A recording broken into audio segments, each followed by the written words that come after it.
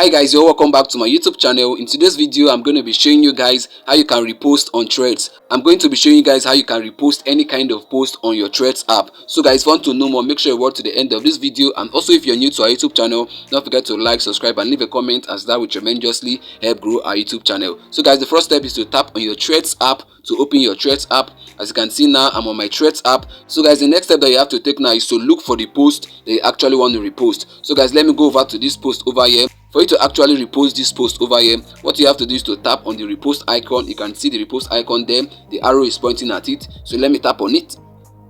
So guys, now over here we have two options, the repost options and the quote option. What you have to tap on is on the repost option. So when you tap on it now, you're going to see a pop-up showing that this post has been reposted. Immediately I tap on it now, it's going to load and show me that this post has been reposted. So let me tap on it.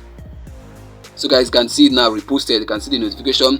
So guys, should in case you reposted a post and you don't know how to find those posts that you've actually reposted, for you to find those posts that you've actually reposted, what you have to do is to tap on your Threads profile icon. You can see it there at the bottom right corner. You tap on it.